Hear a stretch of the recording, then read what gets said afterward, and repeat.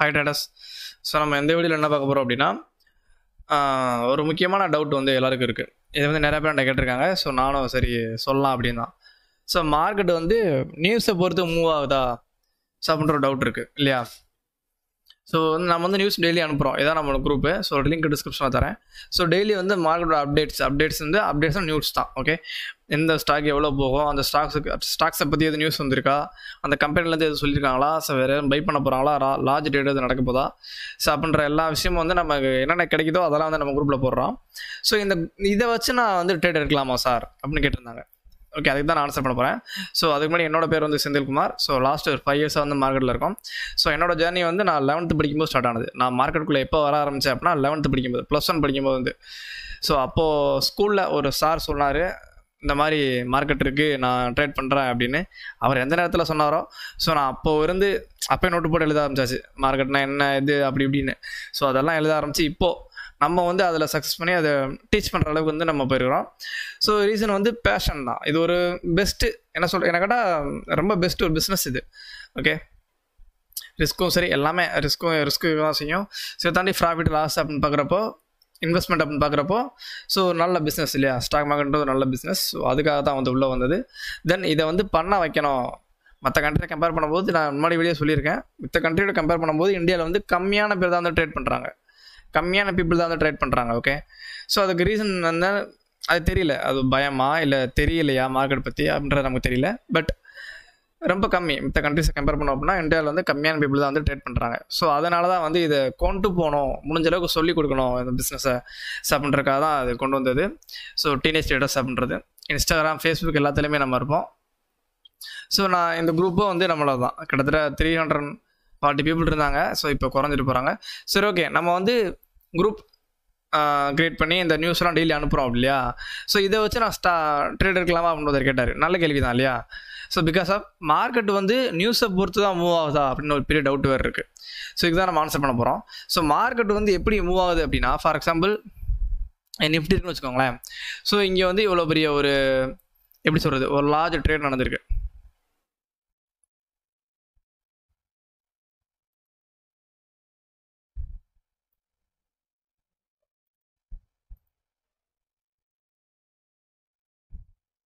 Okay, so ஒரு large trade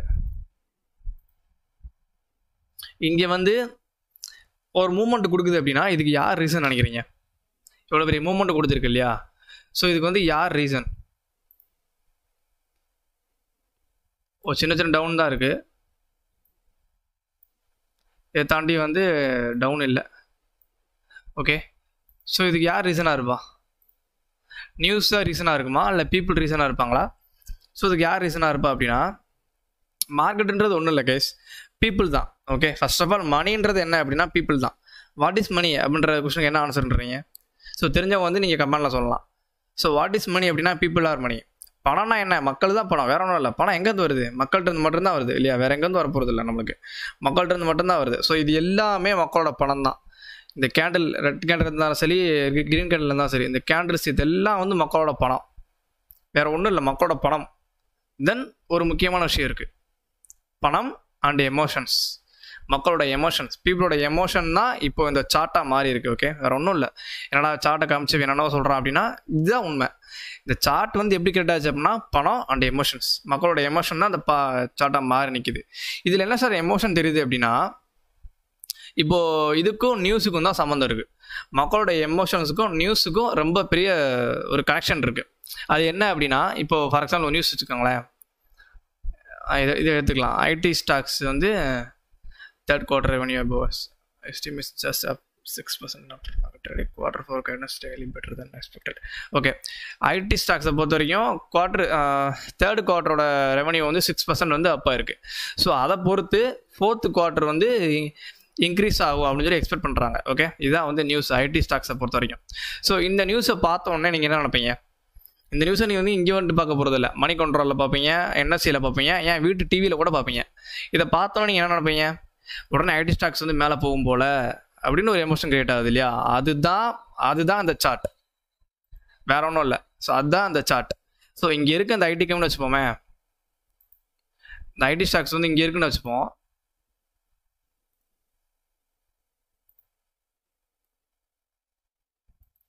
okay, இங்கே trade ஆகிட்டு இருக்குன்னு வச்சுப்போமே, அந்த நியூஸை வந்து நீங்கள் இங்கே பார்த்தீங்கன்னு வச்சுப்போம், டவுன் ஆகிட்டு இருக்கப்போ அந்த நியூஸை பார்த்துட்டீங்க அப்படின்னா என்ன பண்ணுவீங்க, ஓடி போய் பை பண்ணுவீங்க இல்லையா. ஸோ இப்படி அந்த நியூஸை பார்த்துட்டு ஒவ்வொருத்தவங்களா பை பண்ணி தென் இன்ஸ்டியூஷனல் ட்ரேடர்ஸ்னு சொல்லுவாங்க. ஒரு மார்க்கெட் வந்து மூவ் ஆகுது அப்படின்னா அதில் வந்து பெரிய ரோல் ப்ளே பண்ணுறது இன்ஸ்டியூஷனல் ட்ரேடர்ஸ் தான். இன்ஸ்டியூஷனல் இன்வெஸ்டர்ஸ் சொல்லுவோம். அதாவது எஃப்ஐடிஏ சொல்லுவோம் இல்லையா, அந்த மணி கண்ட்ரோலில் வரும் எஃப்ஐடிஏ ரிப்போர்ட் அப்படின்னு சொல்லி வரும். ஓகே, எஃப்ஐடிஏ ரிப்போர்ட் எப்படின்னா என்னன்னா, domestic institutional investor, foreign institutional investors அப்படின்னு சொல்லி 2 பேர் இருக்காங்க. ஸோ இவங்க யார், இவங்களுக்கும் நம்ம மார்க்கெட்டுக்கு என்ன சம்மந்தம் அப்படின்னா, அவங்க தான் வந்து அதிக லெவலில் ட்ரேட் பண்ணுவாங்க. ஓகே, இப்போ வந்து ஒரு பொருள் இருக்குது அப்படின்னா அதை ஒரு ஒரு சந்தையிலையோ யாரோ, ஓகே, ஒரு மெர்ச்சன்ட், ஒரு வியாபாரி இருக்கார் அப்படின்னா அதிகமாக குவான்டிட்டி அவங்களுக்கு கொடுப்பாரா இல்லை கம்மியான குவான்டிட்டி அவங்களுக்கு கொடுப்பாரா? கண்டிப்பாக அதிகமான குவான்டிட்டி அவங்க தான் கொடுப்பாரு இல்லையா. ஸோ ஒரு ஸ்டாக் இருக்குது அப்படின்னா, ஒரு ஐடி ஸ்டாக்கே இருக்கட்டுமே, மித்த கம்பெனிஸ் போய் ஷேர் பை பண்ணுறாங்கன்னு வச்சுக்கோங்க. இப்போ பேங்க் செக்டர் போய் பை பண்ணுறாங்கன்னு வச்சுக்கோமே, எல்லா பேங்க்கும் வந்து மார்க்கெட்டில் இன்வெஸ்ட் பண்ணுவாங்க.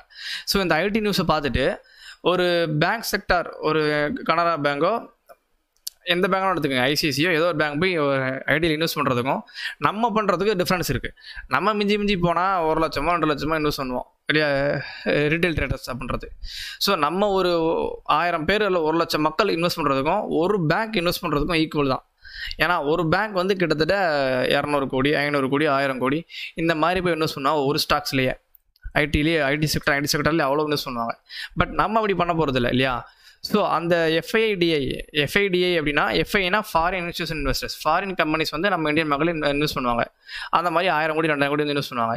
அதே மாதிரி டொமஸ்டிக் இன்ஸ்டியூஷன் இன்வெஸ்டர்ஸ் அப்படின்னா நம்ம மியூச்சுவல் ஃபண்டு, நம்ம பேங்க் செக்டார்ஸ், இவங்கெல்லாம் வந்து நம்மகிட்ட வாங்கின பணத்தை கொண்டு போய் மார்க்கெட்டில் ட்ரேட் பண்ணி அதில் வர்ற லாபத்தை எடுத்து தான் நமக்கு வந்து fixed deposit, monthly return, yearly return சொல்லி கொடுக்குறாங்க இல்லையா. இதெல்லாம் தான் இங்கேருந்து வர பணம் தான். ஸோ இவங்கெல்லாம் வந்து இந்த மாதிரி நியூஸை பார்த்துட்டு வந்து இங்கே இன்வெஸ்ட் பண்ணுறதுனால தான் மார்க்கெட் வந்து க்ரோவே ஆகுது. இது எப்படி இந்த கேண்டில் கிரியேட் ஆகுது அப்படின்னா இப்படி தான் கிரியேட் ஆகுது.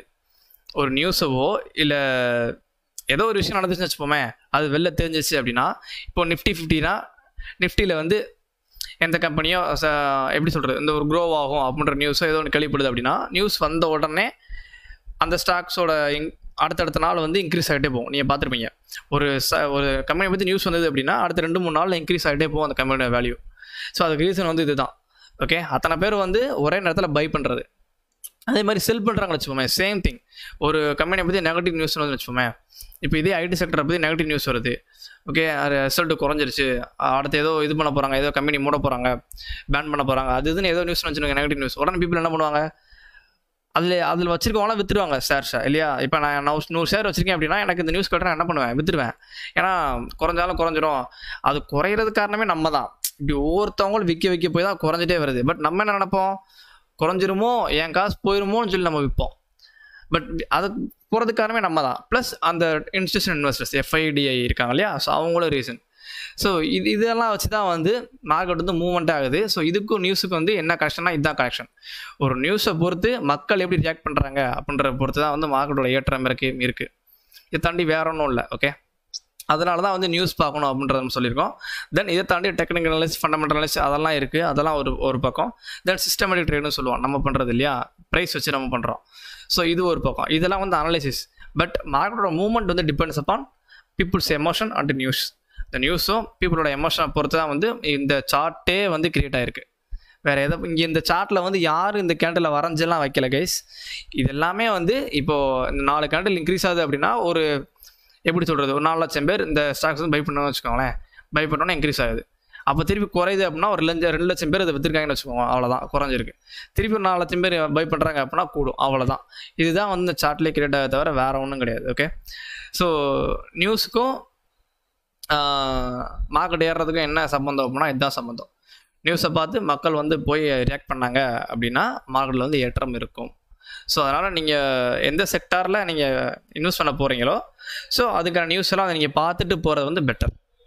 ஓகே, நம்மளும் நம்ம குரூப்பில் அனுப்புகிறோம். இதை தாண்டி நீங்களும் வந்து இங்கே மணி கண்ட்ரோல் இருக்கும் இல்லையா. ஸோ இதில் வந்து நீங்கள் டெய்லி நியூஸ் பேப்பர் படிக்கிறீங்கல்ல, ஸோ அந்த மாதிரி தான் இதில் வந்து நீங்கள் தமிழ்லையும் இருக்குது. நான் வீடியோ அடுத்த டிஸ்கிரிப்ஷனில் தரேன், ஆல்ரெடி வீடியோ போட்டிருக்கோம். ஸோ சில வெப்சைட்ஸ் வந்து தமிழ்லையும் வந்து நியூஸ் தர்றாங்க. ஓகே, அதை பற்றி நான் டிஸ்கிரிப்ஷனில் வீடியோ இருக்குது, நீங்கள் வேணால் போய் பாருங்கள். தென் என்எஸ்சி. ஓகே, இங்கெல்லாம் வந்து நீங்கள் ஸ்டாக்ஸ் சர்ச் பண்ணீங்க அப்படின்னா அதை பற்றி எல்லா டீட்டெயிலும் வந்து நீங்கள் எடுக்கலாம். ஓகே.